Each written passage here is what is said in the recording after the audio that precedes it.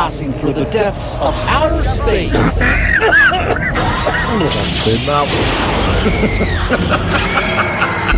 By your command.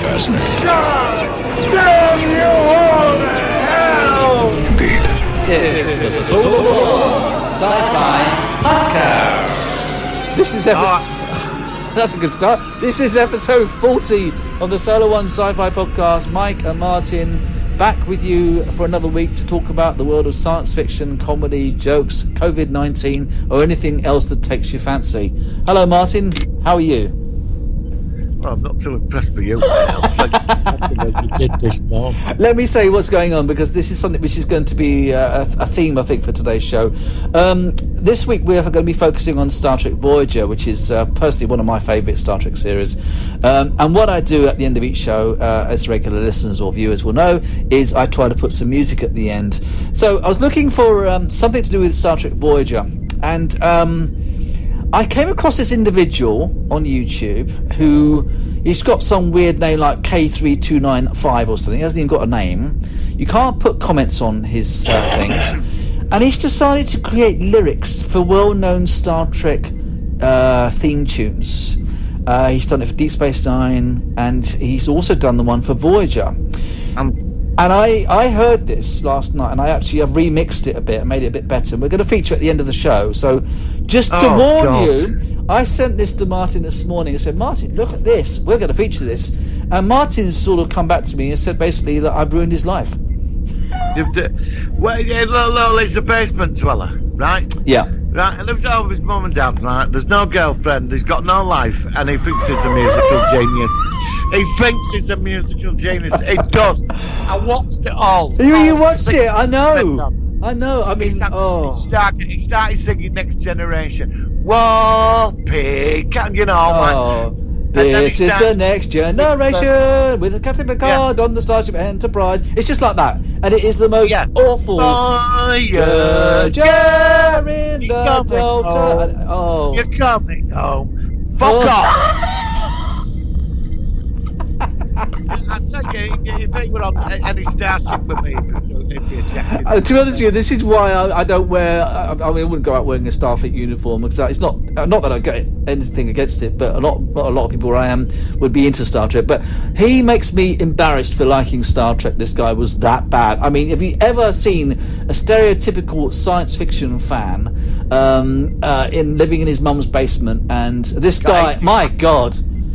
Honestly, I think you got about 80,000 views. I know. Well, no, but I did forward it to the Nightmare Man website on Facebook that we follow. Yeah, I bet you've been blocked and banned. No, actually, I've got a couple of comments, but like I said, I hope they don't mind that over there, because obviously they try to keep things relatively professional. Not anymore, not so well, you no, did but that. Come on, you've got to share that with the world. I mean, my God. I mean, I've already got 80,000 subscribers. You can see him. I mean, if you did that, if you really demeaned yourself, I mean, all right, okay, let's think about this for a minute, right? This is important. This is important. Oh God, you're defending him. Why would you do that? Why would you sing that and look so? I mean, why would you do that and open yourself up to attack like that? Because sometimes, like in my experience of Trekkiedom, there is, I mean, you know, like when you go to some of these like clubs and fan clubs over the years, 99% of the people are quite all right. Yeah, that's right. And then you get them. Then you get that really small. So it's a minority. Yeah, that's where the stereotype comes from, and people like you. What are you one of them?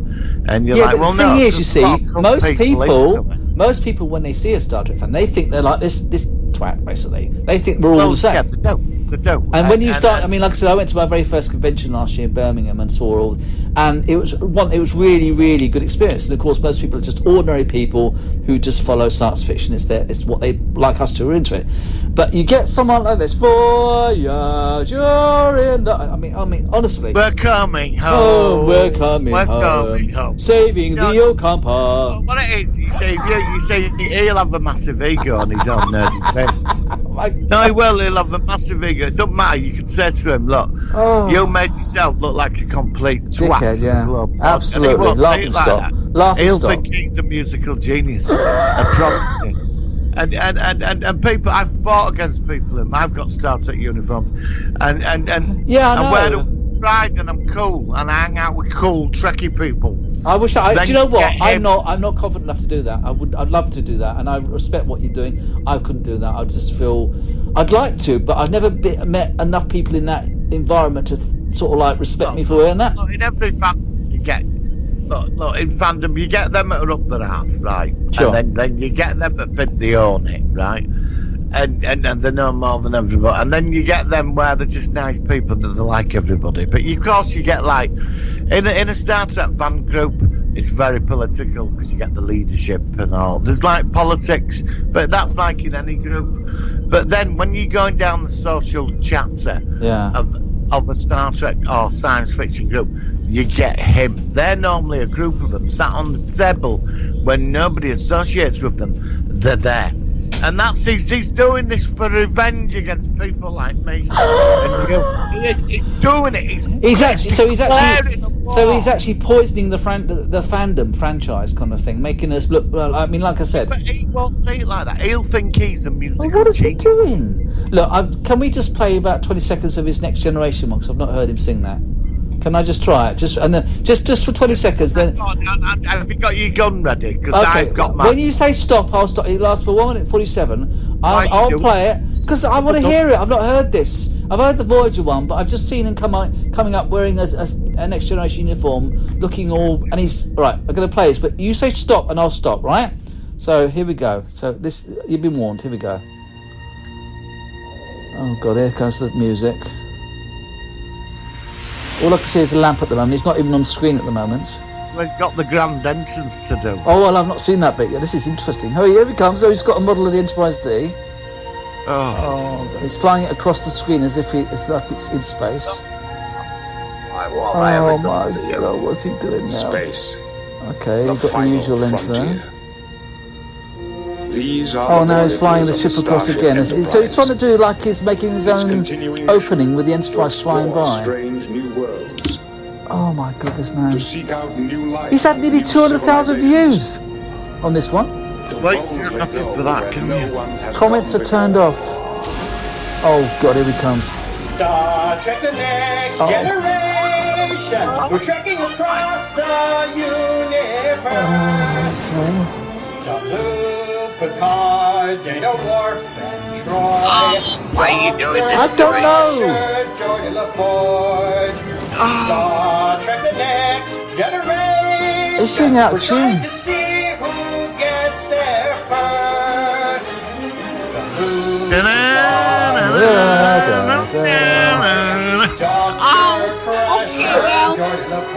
It's only on for 20 more seconds. Oh, that's funny. Give me warp 5 fast as you can. That's not as fast as you can go, though, is it? Generation and CC 1701. 101. Please, just fuck off! Because you're a cunt and a twat. Oh my Fuck God! I'm so sorry. I would like to hear what Trek Fan 68 thinks about that as well. Please send us your comments about this nutter. I'd love to hear your. That's why you removed all the comments, because I know what the. Oh well, I hope Trek Fan 68 still sticks with us because he's been very supportive. But we might not hear him ever again after that kind of thing. So there we go. So that's the wonderful world of Trek fandom for you. A guy has obviously got more teeth than brain cell. Do the Stargate one. Oh God! All Just right. a couple of seconds. All right. Well, you got to say stop this time. Write something that you can. Oh no, I didn't know he did a Stargate one as well. It's a Stargate SG-1 themed with lyrics. Oh, it's on Atlantis as well. All right.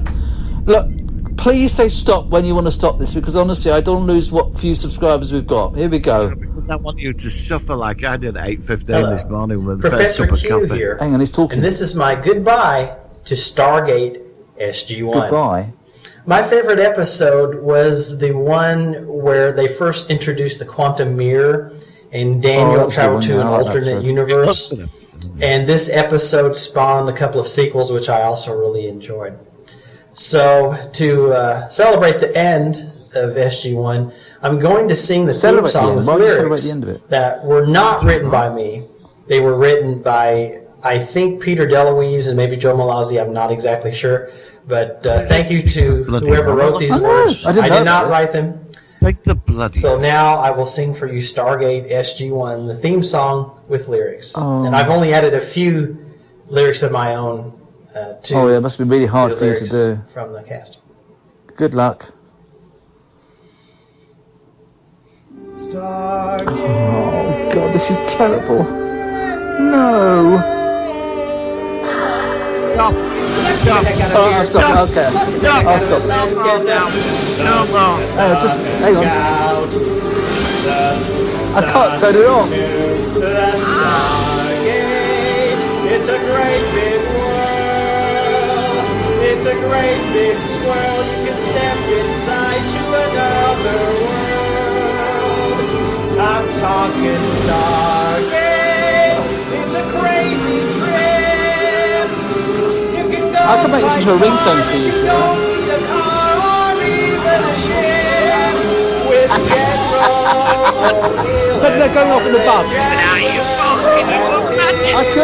I could make it an M4R ringtone. I'm gonna knock you out. It was around Brixton or something about 1 o'clock in the evening. Dog. Okay, that's enough of that. All right. Well, there we go. So that is. I think we can give out his. Should we give out his YouTube, or do you think we shouldn't do that? What do you think? Look, he got 200,000 views. I mean, all right. Okay. Let's bring I all mean, out. you've got to give him that, and All right. So on that, but he noticed he deleted all bloody comments. Doesn't give his name. He just his YouTube channel is it's his weirdest name I've ever known. It's not even a word. It is QCOTMS.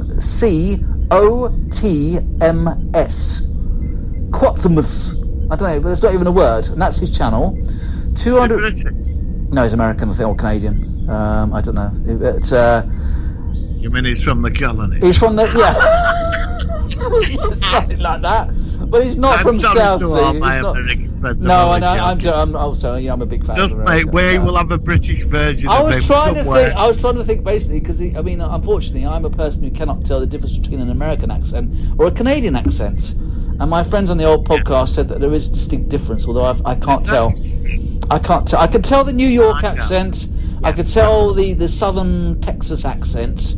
But apart from that, really, all other accents in the US, I can't really tell. And of course, when I used to tell my American friends about all the British accents, like Brummie and Geordie and Scouse and Scottish and Cockney and Somerset and all this sort of stuff, they were quite interested in that. So there we are. But anyway, you know there'll be a UK version of him somewhere, don't you? Oh God! Well, is the planet big enough for two of him though? I mean, you know what I mean? I mean, honestly, I mean, look, we better move on because this isn't. Yes, let's go. Come on, let's move on. Let's hit the news because otherwise it's just going to be talking about this muppet. Get on to the news. Right, the bloody news. Here we go. Working. Solar Sci-Fi news. Right, this week I have heard from rumours, and again this is potential news, that there could be a link with the Star Trek Discovery Season 3 arc. As most people are aware, the third season is going to be set in the 32nd century, and we have seen some Trill in the first trailer. They look very much like the Trill from DS9. Their spots are slightly different, but those are different makeup artists, but they're still Trill. Somebody said there's a possible link because, and this is a very clever idea, that technically Dax should still be alive in the 32nd century, I assume. Of course. So yes. The possibility could be that Dax in an older form, but we don't know how long a symbiote lives. I mean, I thought they lived hundreds of years, but that would intimate that they live for thousands of years. So it could be, but we never had a time scale. They never said, Trill's symbiotes only last for. I mean, they already live hundreds of years. So it's possible that Dax in some form could appear in Discovery, which would be a great connection, because one thing that Discovery does need a bit of is some more connections to the other Star Trek series. I know they had the prequel with Pike and stuff, but I would like it if they were obviously a bit closer to more of the era, which is my favourite, which of course is the 24th century. So I hope that's true. I don't know whether it's true. It could be a rumour, but it sounds certainly very interesting. What have you heard your end about news?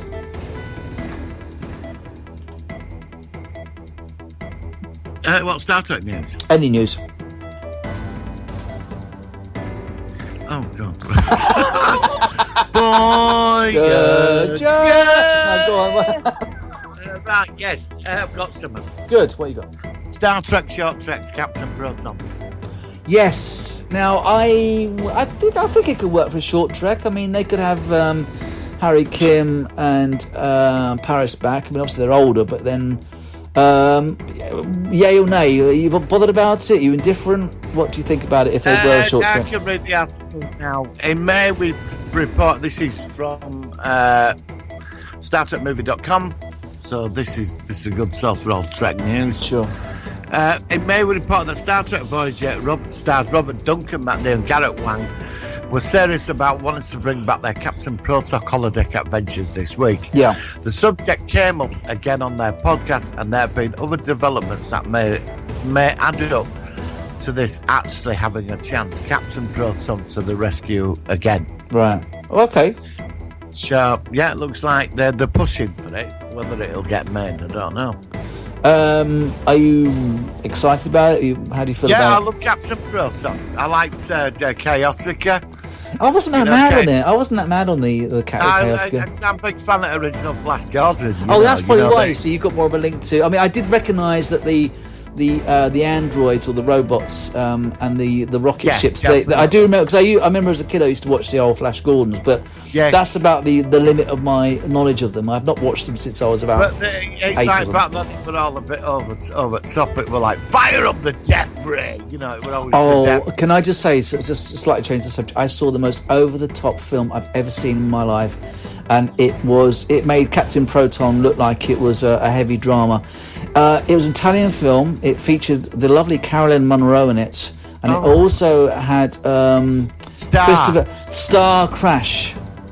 Oh. And it had two David Hasselhoffs in it. And it had Christopher Plummer, and it honestly, I wanted to throw myself off a cliff after I saw it. It was just. Wow! What made you watch Star Crash? I was looking. I heard about this film, which was apparently it was a rival to. It was made in 1978, and it was another attempt at cashing in on Star Wars. And it was a different production, and I thought, okay, well, I mean, it's not going to be Star Wars, but it's made at the same point. Like Battlestar Galactica was a bit of a mirror for Star Wars. So I thought, okay, I'll give this a go. And then this thing came on, and first of all, the first model, the very first shot of the ship is a model which actually has an eagle cockpit stuck on the side of it. You can actually see the eagle from Space 1999, the roundish cockpit. And it's actually stuck on the model, and this thing started up, and you had this over-the-top bad guy, a bit like Chaotica from Proton, and it was the biggest pile of shite I have ever seen in my life. It was, I mean, I don't know if it's worth it. I don't know whether it might be. I'm actually doing some graphics, so I was thinking about potentially doing a focus on it in a future show. Well, oh my God, what did you think? It's shite. Oh my God. It's absolute bollocks. And Christopher Plummer said it were like working on a porno set. He did, and he said, and I read this article ages ago. He said they paid him a shitload of money, and he did about a day's film, and he stayed in very a minimal hotel in Italy and loved it. And he said it was just full of bikini-clad women on this movie night, and that was it. But my mate's got a running joke because there's David Hasselhoff and the other guy. Yeah, the one with the frizzy hair. And they both look alike. It's like the battling. Yes, they got similar. They look similar. Who's yeah, you're right. going to be the Hoff? Only one of them will survive. Oh, and Caroline Munro keeps changing her clothes every 5 minutes. Playing about her, are we? Oh no, that was one of the best bits about. Actually, that was the only good thing about the whole film, quite frankly. But what did they call? What did they call? A Caroline Star or something? In it? Oh, I can't remember her name now. She had a name, some weird Carol name. Star, yeah. So he had the Force, and he had that cheesy. Yeah, they even had lightsabers in it. I mean, if ever you people check it out, just. It'll make your jaw drop, and it reminds me of the very, very cheesiest scene ever in a movie history, and I put it on my channel. It's the guy who he gets shot, and it's a Hungarian film, and he goes and and he's actually holding a bottle of red blood in a little plastic container in his hand, and he squeezes it to make it look like the blood is coming out of his chest, and he falls onto a bed, just bounces onto the bed, and the woman keeps shooting him, and then he gets it's so funny. If ever you've seen it, it's one of the funniest things I've ever seen.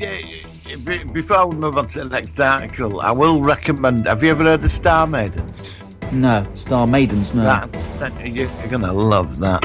Okay, is it a sort of similar feel to this Star Crash? In a way, basically, Gareth Thomas, who played Blake, isn't it? Oh, okay. It's a German-British science fiction production where they use the sets of Space 1999. Oh, they still get used to sets. That's cool. Right, yes, seriously, right. And basically, these two men do a runner from the planet Medusa, and the whole planet's dominated by women. And they escape to Earth to get the freedom. Now, the security guard women are running around in bras and knickers and big boots and a laser gun. You've got my interest, so this sounds good. Okay. And all the men are vacuuming and stuff like that. And they come to Earth because men are free. And it ran for 13 episodes and he scrapped it. Which season Space 1999 sets did they use? Season 1 or season 2 sets? I think season 2. Which weren't quite as good, were they? Season 2 sets were a bit different. Yeah, okay. But it's a German, English, European production, and it didn't go down well. Oh, it's called Star Maidens. Each episode's half an hour, and it's about women took charge of the planet because men were too warlike and that. So is this like a prediction? It sounds like a prediction of the real world in about 10 years' time or something. Possibly, yeah. I mean, this could be a guide. It could be a guide to 2035. I'm saying nothing. I don't want to get shot down by a load of feminists. Burning the brains, going, you, which I'm a progressive person. Oh, exactly, of course. I will send you the first episode. Oh, I'll look forward to it. Other piece of news, Bill and Ted's Face the Music was released last week. I have seen it. Very good. I thought it was pretty good. Oh, right. I'm shocked, actually, you're coming out with that. No, I thought it was good. Right, so that means I'll take a look then. Check it out. I mean, it's I would rate it. I think Excellent Adventure is my favourite because it was so original and it was just Bogue's Journey was all right. I preferred it to Bogue's Journey, so I'd rate it as the second best. I won't tell you. I won't give you any spoilers, but it was a good fun ride. You're putting it over the Bogue's Journey. Yeah. I prefer it to Bogue's Journey, yeah. Definitely. But like I said, I was very wary about that. No, and it's actually got quite a lot of positive reviews from people. It's actually gone down quite well. It's not the heaviest, deepest film in the world you're ever going to see, but it's fun. It's fun, and I liked it a lot. I thought it was pretty cool, and there's some lovely cameos. There's some little surprises. I won't say, obviously, you haven't seen it, but yeah, I recommend it. I give it a thumbs up. I'm glad that it's something new for people to watch. It's on VOD, video on demand. It's on, obviously you can go to cinema. I don't know if it's cinemas. I know it's in limited cinemas in the States. I don't know whether it's out here at all. No, cinema, my locals. No, I don't think it's quite on yet. But like I said, they're obviously it's online and stuff like that. So yeah, if you've got the time to watch it, and obviously I think it's good that they're all back. I mean, it's crazy that it's been nearly 30 years since they last did a movie. So it didn't look likely that they were going to do another one, but they'd done it. Yeah, I thought it was pleasantly surprised. So I'll give it a recommendation. So thumbs up from me. I've got some amazing news here. The Royal Navy have been testing out a jet suit. Right. There's this guy invented like rocket boots and put them on your arms, and you can fly around for like an hour. Oh, well, I've seen the ones on the back before, but I've not seen ones on the arms. Well, there's like two jets on the arms, miniature ones. But then surely if you move your arms left and right, you'll start going in opposite directions, I suppose. Would you have to keep your arms? I don't know how it works. That's got weird. A backpack on. Oh, okay. But they've got 4 of them. They're trying. They're trying to return like it's like they're training up a new assault force with this flying gear. Oh, okay. And I can send you the video right now. All right. Which I'll send with Star Maidens. I'm just. Sorry, honestly, I go to Facebook and I've got him singing again. He's smiling in his face. Boy, sorry, let's get away from him. Right. Right, and I'm just gonna. No, this is fascinating because this is. This is the future of warfare. Like flying soldiers, you know. I just think there's something so science fiction about this, you know. You think of those drones that are around now, and they're becoming quite a prominent, aren't they? So maybe the it's always all right. Yeah, it's just popped up. So Navy assault trials. Let's have a look. It's quite interesting. It's only about a minute long. Oh, shall I just play it live? Yeah, no, you play it whenever you want, you know. But it's just that you've seen it, and you know, it's quite interesting. I think the future is here. Now I'm just going to type in Star Maiden. Oh, is it on YouTube? Yeah, there only 6 episodes, unfortunately. It's 12. They removed them. Right. Well, I'm watching it now. Yeah, you're right. He's coming off the boat and he's floating above the sea, and he's got this. He looks a bit like Iron Man, isn't it? Kind of thing. Sort of like he's floating around. Yeah, he's got these things that look like they're actually extensions of his hands. So he sort of points his hands out. That's actually really quite cool. Yeah, I mean, I'm going to send you Star Maidens down. I want you to watch it today. It's something. My mate's fascinated by it. But you've got security officers on this planet with bras and knickers and go-go boots and big freeze guns. And when was it made? 70s? You said it was 70s. Oh, yeah, definitely. So, yeah, okay. 70s classic. Okay, all right. Well, like I said, I'm sending. Hang on, give me a sec. And I've got some more news about why the Apollo missions got cancelled as well. I thought it was financial. No, aliens. Oh, okay. In what regard did aliens stop the Apollo? Oh, come on. Well, I must give more information about that. What did they spot aliens on the moon or something? There was a project called Project Nova where the American government were going to colonise the moon and then colonise several planets and spread out across that solar system of the galaxy. But when they got to the moon, the aliens were there and they were so advanced they shit themselves and came back. Oh, okay. That's the basics of it. There's obviously a lot more to it, but well, there's a lot of speculation about the Apollo missions. I mean, a lot of people say somebody's put an article up about it, which is an interesting read. Yeah. Okay. Cool. Well, it's always. And now I'm going to put your name. It's not coming up on YouTube. I think somebody's uploaded. Maybe I've been deleted. Episode. What's it called again? Star Maidens. Maybe it's on upload. Star Maidens. Let me have a look at my end. I've never heard of it. See if there's any nice women in it. Star. Oh, okay. Yeah, I know. She's. There you go. The girl in episode 2. She was in an episode of Space 1999. Yeah, a lot of them are. They've got this German dude with a big gold streak through his head, looks like a skunk. He's the head of the male liberation. Star Maidens, yeah, they're all men. Men are fed up of being subservient.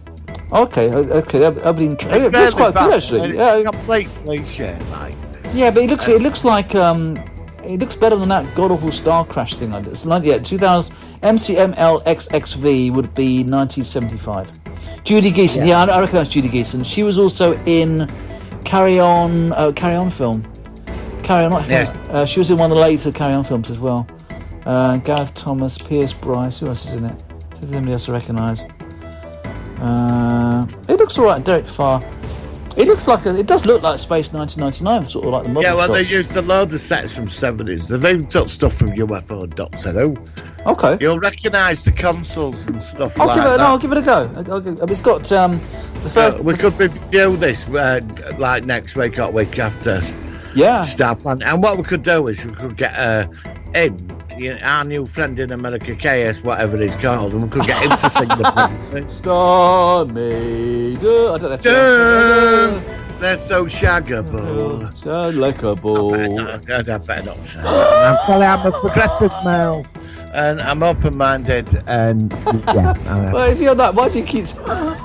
No, I know. Because I don't want them all outside my house protesting, mate. That's why. The thing is, though, people are so scared of saying things which cause offence now, and it's a strange old world now. I mean, it's, even 5-10 years ago, you would have said this thing and laughed, but now you think, oh, should I have said that? Oh, whatever. I don't want to look like I'm unpopular or old-fashioned, and it's.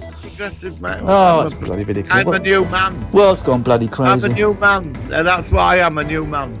Strictly Come Dancing, I just read today, they're going to have the first ever gay couple on Strictly Come. Not that I watched that rubbish, but apparently... I don't know. Oh, God. Why is that so popular? Why does everyone watch that shite? Every bloody year it's on there, these people dancing and like... What did they get out of it? What's the pleasure of it? I did ballroom dancing for 4 weeks, you know. Well, yeah, I know, but maybe you'd appreciate it more. I had this horrible woman who bossed me around.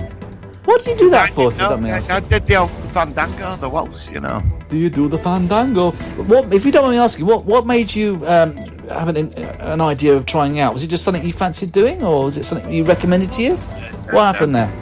Well, I applied for this like cool super course, you know, like where it were all cool dancing and disco and that, and it was all like healthy and physical, but they ended up cancelling that, and they said, look, we can bang you on a waltzing course, you know. So obviously I thought it was like the samba or something. I didn't know, so I went down there, and it was full of, me and this guy, we were youngest there. Right. And I got this woman, she was horrible. I said, you've got to take the lead, and you know what I mean? You've got to take the lead, like, as a man. Do you know You've what? You've got to lead the woman, and I kept standing on her feet and that. If as a podcaster, I know what I would have done. I would have hit my record on my phone and just got some of that. And possibly, you've got to do this, and you've got to step there, and you've got to move your arms. It would be fun. I don't know. That sort of thing is awkward, isn't it? You know, I stuck it out. I mean, over 4 weeks, I stuck it to end, but I hated it. Yeah, well, like I said, I wouldn't have done it in the first place. But at least it's something else you can say you've done. But, go back to Strictly Come Dance, whatever it's called. I don't know why that's popular. But we are going really in some weird tangents today, and I do apologise to people who I apologise. No, don't apologise. I'm just as guilty. Anything else that you might want to share with the sci-fi community? Hang on. Well, we've done Apollo mission. We did Flying Soldiers. Flying Soldiers. Hang on, there could be something else. What's this? Oh, we've done Star Trek show. That's it. Yeah. Oh, and R.I.P. Black Panther.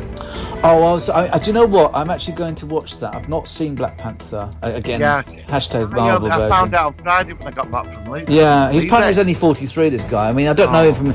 But so upset. was it a good film? I mean, I know you're into the Marvel... Fantastic movie. All right, I'll give it a go. And he's stuck in so physically fit in it, you know. It is...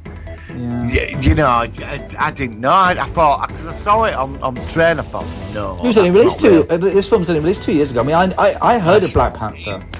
And it's so sad because, like I said, someone like that who's really his career is just taking off with that was his big chance to become big. He got the film, and he probably would have gone to even better places or even sequels. And he was so passionate about it, you know, when he made it and that. Yeah, it's horrible. And it's not fair. He went way before his time. The guy would have been one of the big acting greats, I think.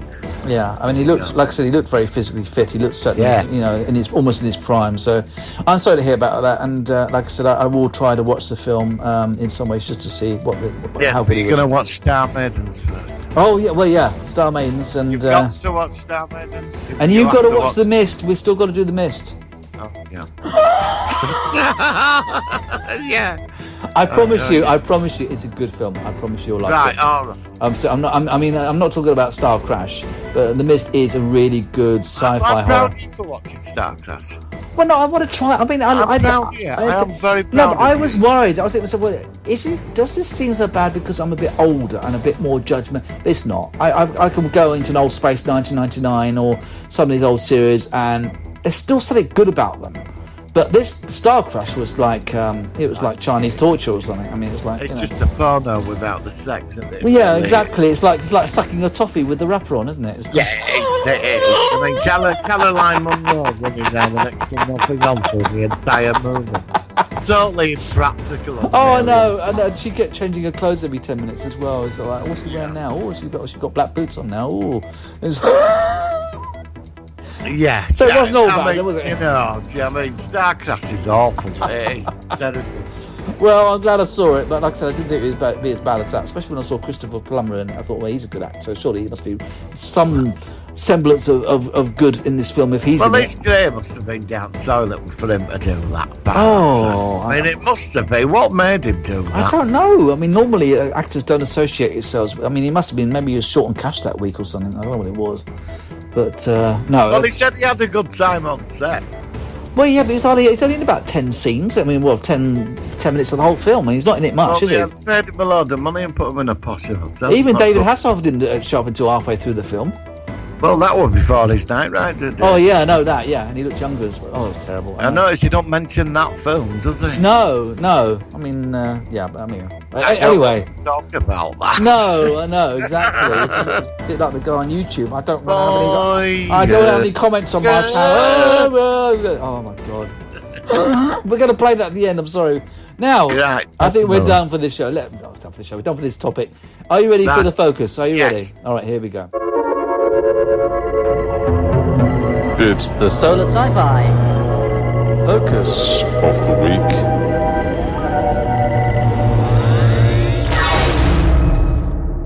All right, we've been singing the tune all during the show, so yes, you're hearing the theme tune properly in the background now, and this is, of course, one of my favourite Star Trek series. I've been watching a few of them quite recently, just because I can always watch it, and that is Star Trek Voyager. We are going to be covering all the Star Treks on the podcast. We've already done Enterprise, and this is only the second Star Trek show that we've actually focused on. So I'll quickly lead into how I first saw it. It was strange watching it because, of course, it had just finished with The Next Generation, and DS9 was going at the same time. And if you look at the sets, some of the sets on Voyager, you can recognise that they just rebuilt 10 forward into the galley in Voyager. And but I just thought it was a very strong series from the beginning. It wasn't perfect. I think. I mean, for me, one of the characters, you know how you couldn't stand Adric on the Doctor Who run? I really couldn't stand Kez. I just thought she had the most god-awful wig, and I don't think Jennifer Lien was the best actress in the world. But I have to also say, though, that most of the cast I thought were really solid. I thought Kate Mulgrew was fantastic. I liked Robert Beltran as Chakotay. I thought the Doctor was fantastic. He was my favourite character on the show, probably. And then, of course, when Jennifer Lien was sacked, they got 7 of 9 in it, Jerry Ryan in it. What did you think about it? How did you first come across it? I thought the pilot episode was very good. And then first series, but they only released about 13 episodes for the first series. It was, actually there was the original, because I remember the videotapes were released slightly wrong. 4 episodes were filmed and they were actually shoved into season 2, which was weird. But the original VHS had them in season 1, so I think season 1 was something like 18 episodes, and then it was mucked about. But yeah, so I think what they were doing was they were testing market, like they get season 1 out and see where it went. Yeah. And then obviously it got the ratings in to justify the UPN. It was on UPN, wasn't it? It was actually on a new network out there. Yeah, at the time. That was the flagship program for UPN. It was actually when UPN started, it was their flagship. It was the show to start off UPN. It was actually, that's how much they invested into it. So I think the producers knew that Voyager was probably going to be going for at least a couple of seasons because of the nature of the fact that it's been so heavily promoted on a brand new network. I think with Voyager it took a couple of seasons to get into the characters. I like the part of the episode where you get Tom Paris in the prison, and then the Deep Space Nine connection. I like the fact that, I mean, one thing that apart from recent Treks is that they always used to have a crossover. When a new Star Trek series started, you would have a crossover. You had McCoy in The Next Generation, and in DS9 you had Picard, and in Voyager you had Quark, and Quark was great. And Riker. Yeah, I mean in the pilot, I mean you had subsequent, but I mean the first episode of a new Star Trek series, even Enterprise had Cephalon Cochrane, which was a weaker link, but it was still nice to see him. Yeah, but it was there, yeah. Yeah, exactly. So, and it was so good, sort of, and it's weird when you watch the first episode and you're seeing like Kim and Paris in Quarks. Very strange seeing well-known characters from 2 different series mixing. I love crossovers in Star Trek. It's one of the things I've always liked the most about it. But as you say, it had the link with that. I mean, in the first season we had the Kazon, which they were like a poor man's Klingon kind of thing. Terrible Kazon. I didn't like the Kazon very much. I did like Kazon Nistrom. Well, it's Kazon Nistrom. Marge Collar. First Marge Collar of the Kazon Nistrom. You had the Kazon Valora. You had the Kazon Ogler. They had different. I thought they were quite. Watching it again, they were relatively the thing is, their story was relatively well done. I mean, they shared a planet with a race called the Trabe. Yeah, enslaved. And then they revolted and they managed to escape, and they took a lot of Trabe ships and stuff like that. And then they splintered into sects. And of course, Voyager was interesting because at that point, in that part of space, they didn't have all our technology like replicators, transporters, and things like that, which is why they were trying to get Voyager. And eventually they did get Voyager at the end of season 2 in the episodes The Basics, which I thought were really good. Really good. I thought that was really strong, and it kind of made the Kazon being a lesser developed race in the first season. They did go somewhere with the Kazon, and then the last episode. That was final story, wasn't it? So in the end, I think when you look at it, where they went and then they moved on from that episode, they did go somewhere, and you had obviously Seska, who we thought was Bajoran, and actually she was a secret Cardassian. And then she's a Bajoran. I know, yeah. It never ends. I loved it, and I thought, and then the I other. liked her. Yeah, I did as well. She, I can't remember, Martha Hackett, I think her name was. She also appeared as a Romulan on DS9 at one point as well. But yeah, I thought she was great, and also you had the Vidians in the first season, the creatures that just literally want to suck out your guts and put them into. What do you think of the Vidians? No, they were. I just wasn't impressed with them. You weren't into it? I quite like the Vidians. I mean, did you? I think in first couple of seasons they were trying. Well, like the Next Generation with the Ferengi, wasn't it? Remember? False Prophets. You think the Ferengi for a couple of episodes. Then we got to see them, they were just a joke, weren't they? Well, we saw the ones. We actually saw the same Ferengi which appeared in a Next Generation episode with the bars and wormhole, and yes. We saw them on the other end, and they were trying to make profit out of this planet. I thought that was a lovely little crossover. But they tried to bring them in as like this new type Klingon race, didn't they, in the beginning? Oh yeah. By the time Voyager came, like you said, with that the bars and wormhole and that, the Ferengi were established as this greedy, comical race, and it worked. They worked so well on DS9, didn't they? I mean, they really made an inferior race, and they made them into this great kind of comedy subculture. So it was good seeing them on Voyager. Other episodes of Voyager from the early seasons, of course, were Tuvix, which I thought was such a good story. There's a lot of debate about that, you know. Is there? Why? It's such a well-written story. He was a living entity, and they split him apart. Yeah, he's literally split. I mean, people, actually, a couple of university professors have debated it because did they have the right to do that? Well, this is the thing. This is when Star Trek. This is what Star Trek's all about in an episode like that, because you had an entity which was in many ways like the offspring of Neelix and Tuvok, a whole new entity with memories from both life and getting his own personality. He's got the logic of Tuvok, but he's also got the kind of comedic humor of Neelix. Yeah, exactly. And in the end, Janeway has this thing like, okay, you know, you're going to be like Tuvix for the rest of your life. This is it. This is how. And then, of course, as usual, the Doctor or someone discovers an element which can separate them and make them separate again. What do you do? And then, I suppose, it's two lives for one, isn't it? I mean, what? But it's exactly, but that to me, that is one of the most pinnacle episodes I think of Star Trek. It's a brilliant episode. And the guy that played Tuvix was fantastic. And then, in the end, Janeway was saying, "Look, you've got to come with me," and you know he's going to. He's basically his death. I mean, that is what, to me, regardless of Star Trek, that is what science fiction. But that's science fiction. That is. I tell you, that's probably my top 10 episodes of Star Trek ever, because it was just so clever and so thoughtful, and you don't get that in any other genre. One of my favourite ones in later seasons when the Doctor went insane.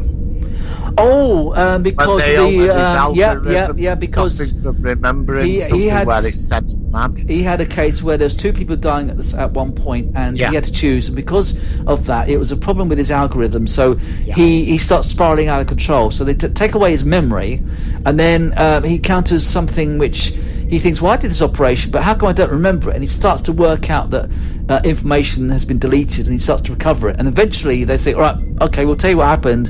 And then he starts to go spiral down. Brilliant. Absolutely fantastic. Do you know the scene I loved in that? What's that? You know, when he's talking, he's in holodeck and he's talking to him, trying to resolve it. Yeah. Janeway sitting in the chair with a book. For about 10 hours with him, and I love that scene. Yeah.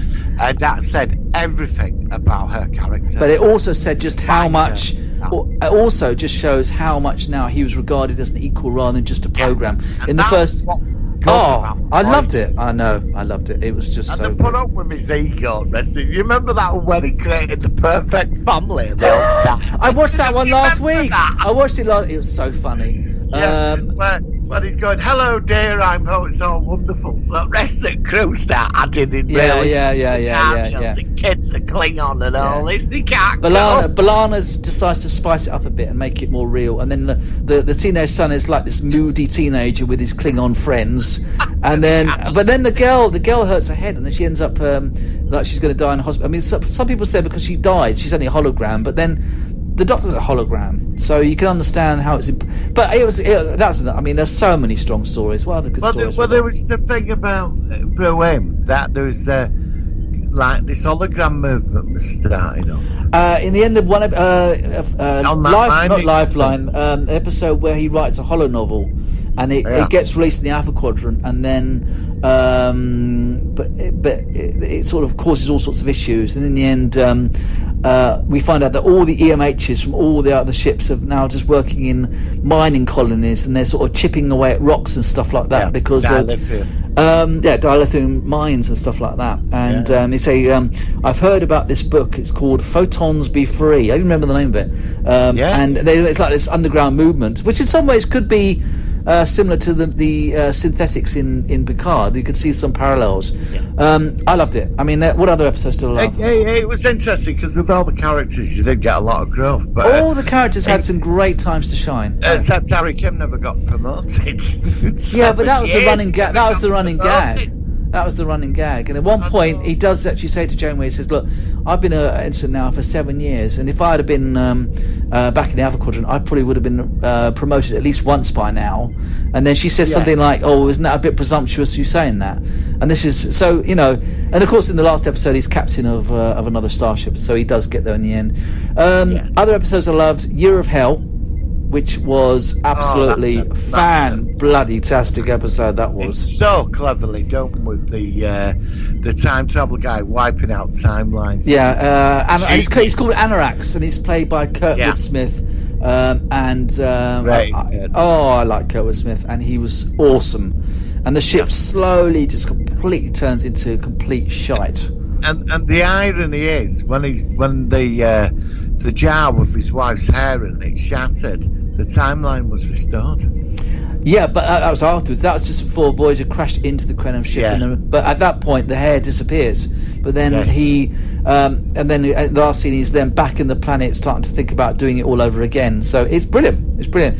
I have to say that the first 2 seasons were a bit ropey, but there's some great episodes in there. Then we get to of course, the secret to all Star Trek success, season 3, and she arrived in season 4, not season 3. Scorpion. Oh my God! But we did see her in the blue suits. And she was in the dark, and remember the outline, and she walks out, and I can No. She was in the really tight silver suit in the first. Yeah, there was that outline of her, and she walks into the light, and I bet there were more tea and coffee spitting out of people's mouths, going, "My God!" I was going to say what's arrived. I was going to say what's spitting out of where? Then I was wondering what you're going to say then.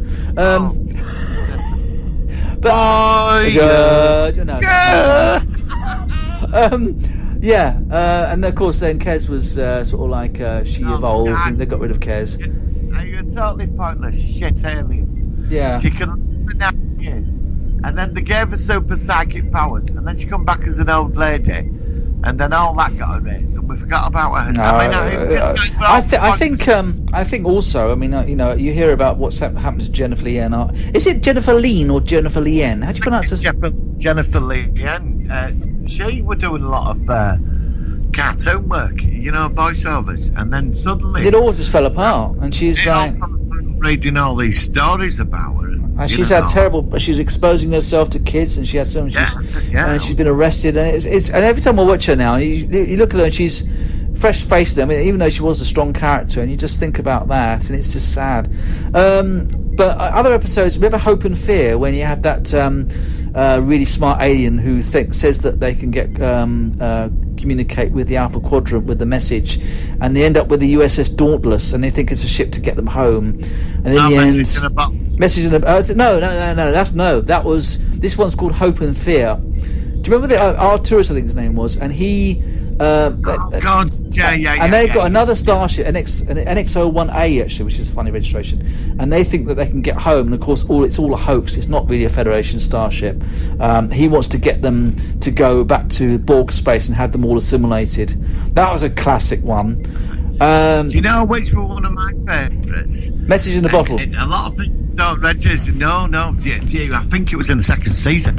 It's they find this planet, and there's all these people suspended animation, and they're all some disaster happened on the planet, and they're all living in some kind of simulation. It's and the one with created the entity that's Michael McLean's in it. Michael McLean's in it from Spinal Tap, as he plays the clown.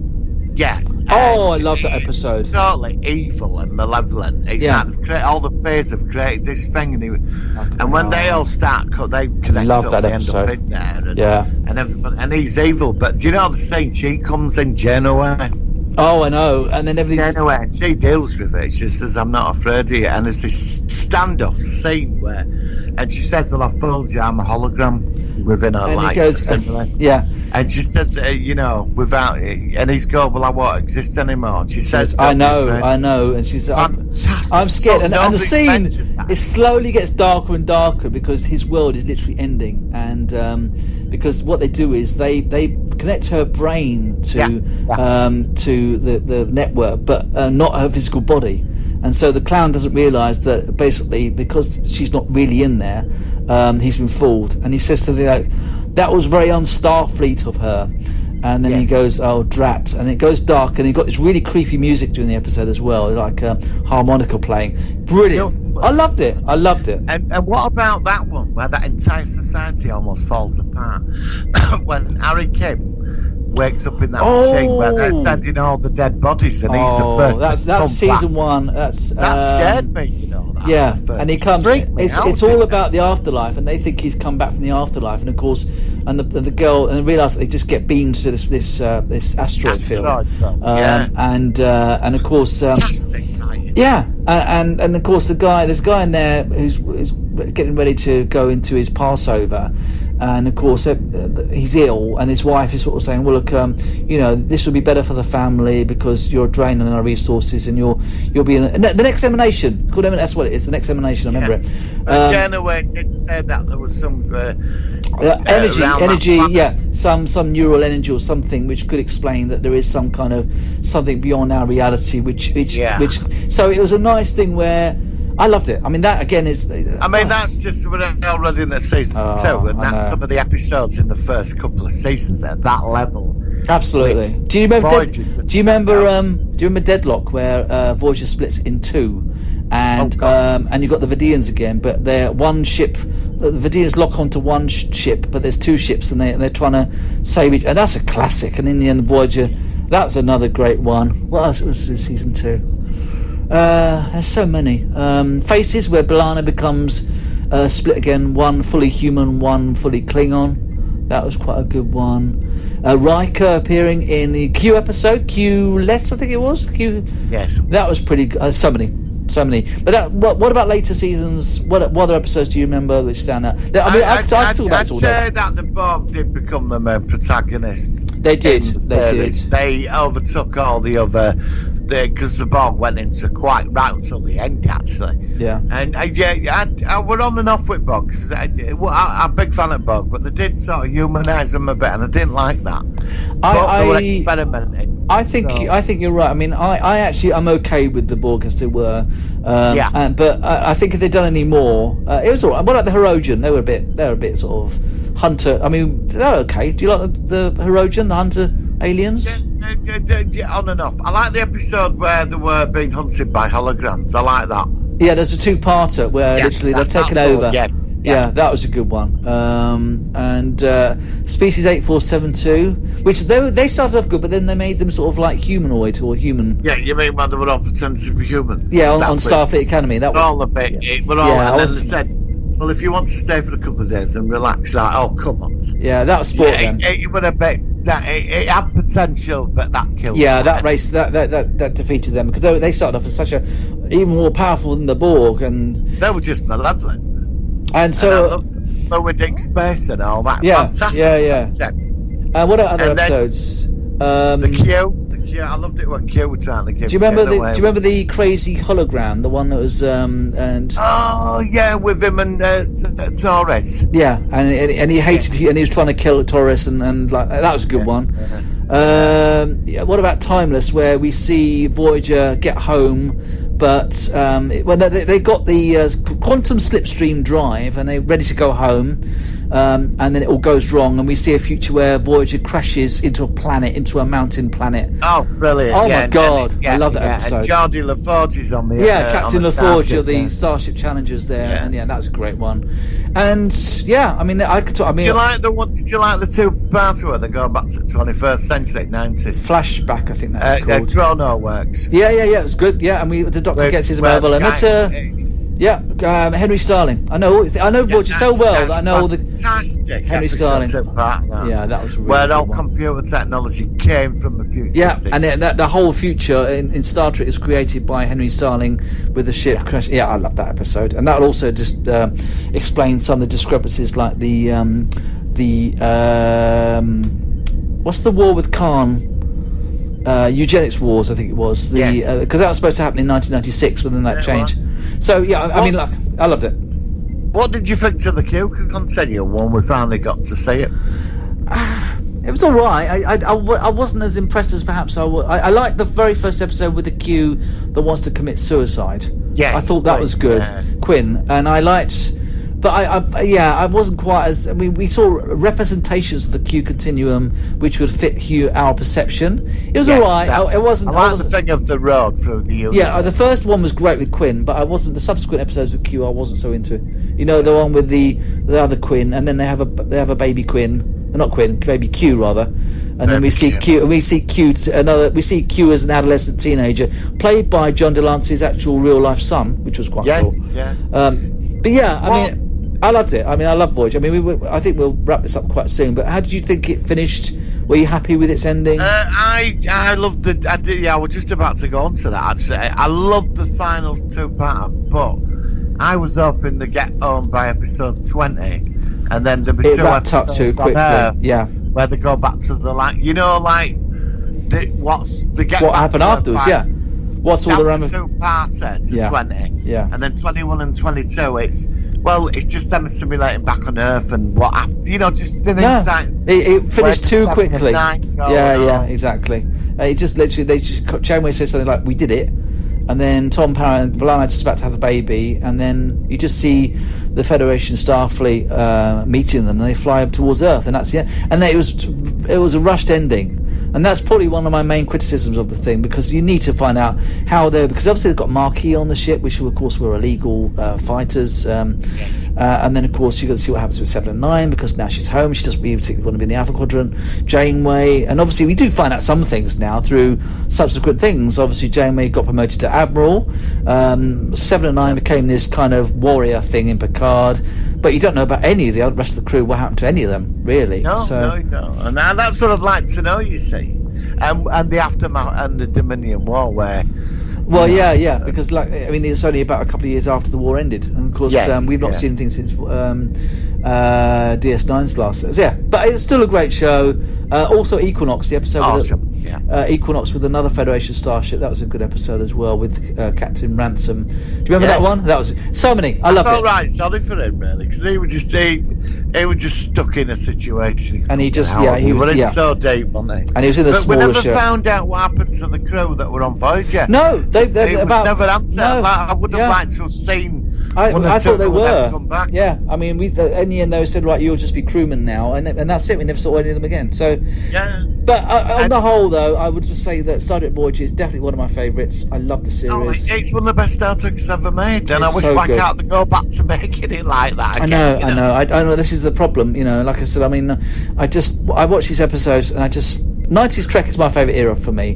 One question: when you watch it, do you feel that it's dated, or you don't think about it? When you No, watch it? I think it looks fine. I think it looks okay. I think it looks up to date. I think it looks totally. absolutely fine. It could have been made a Thank year you. ago. No, I've got no issues with it. I think the production is fantastic. It looks great. The music's great. The makeup's great. The uniforms I've always thought look cool. I love everything about it. I've got 10 out of 10 for me, Voyager. Sorry, I know I'm being a bit. I just adore Voyager. Great. I absolutely adore Voyager. I wish they could have been. I wish it was still on now. I'll be still watching it every week. Just couldn't wait. I love it. It's 20 odd years later. I would. Season 8. I would. I promise. Right. Well, thank you. That's a brilliant review of one of my favourite Star Trek series, and I'm glad that you're definitely on my wavelength with that one. Right. Shall we quickly go into Cancelled Nay? It's Here to Stay, which I think features Buck Rogers. Here we go. Cancelled Nay. I can hear loads of static. It's Here to Stay.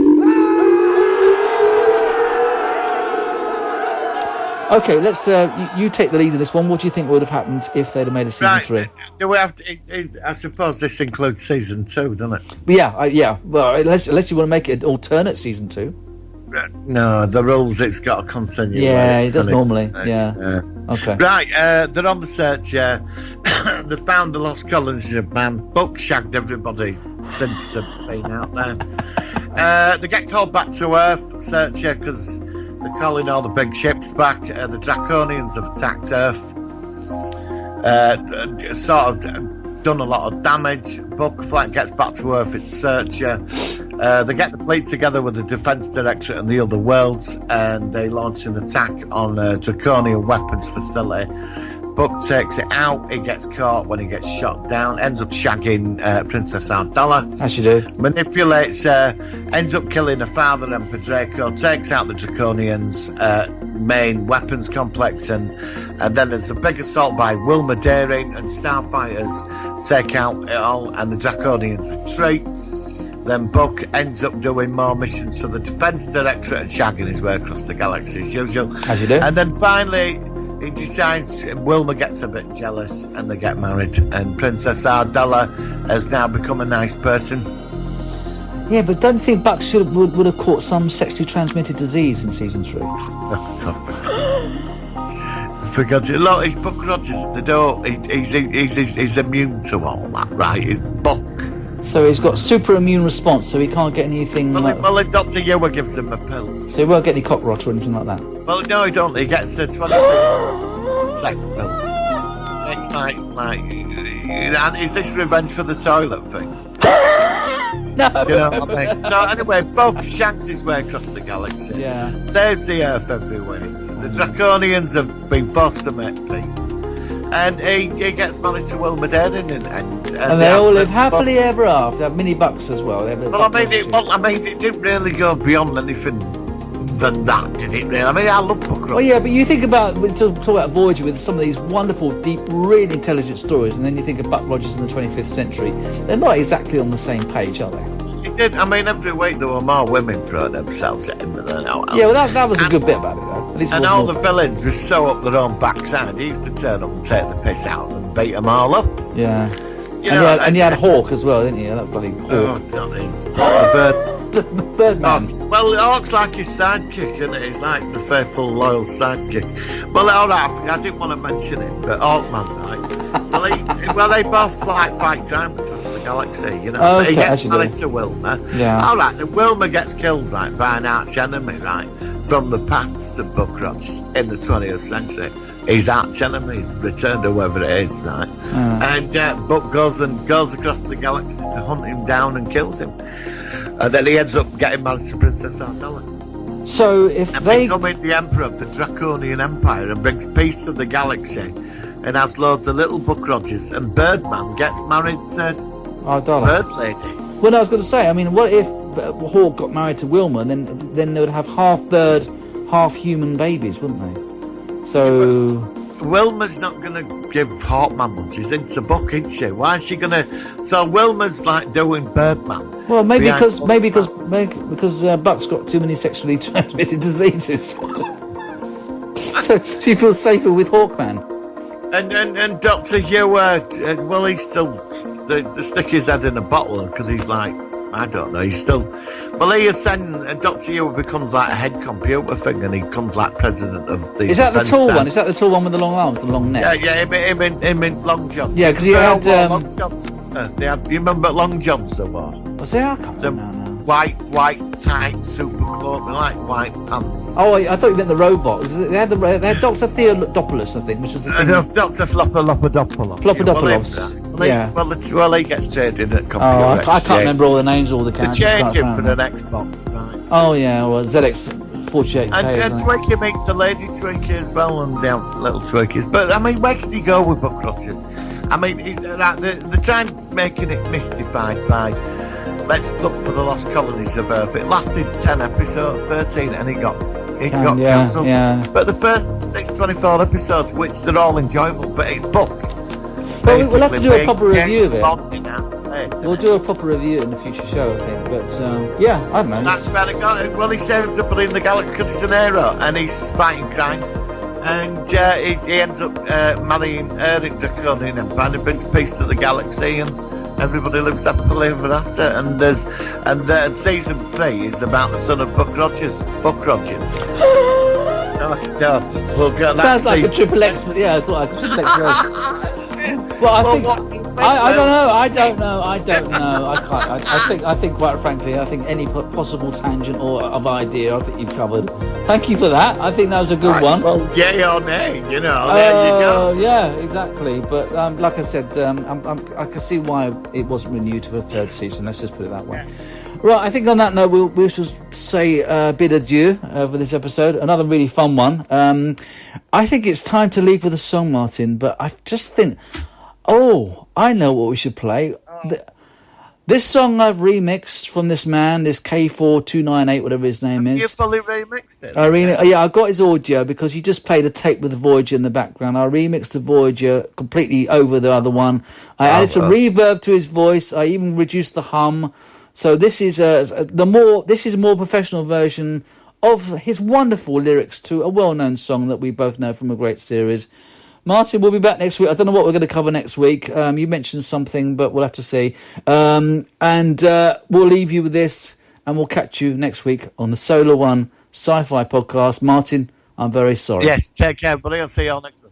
Bye. Voyager.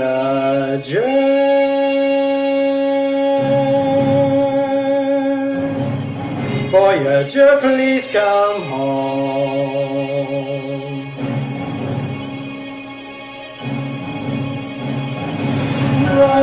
Voyager, and we're stranded in the Delta. Oh, please come home. Oh, Voyager, Voyager, come home. Voyager, and we're stranded in the Delta. Oh, please come home. Oh, Voyager, come home. We are all stranded in the Delta because Janeway decided to save Okapa. Voyager, and we're stranded in the Delta. Oh, please come home. Oh, Voyager, come home.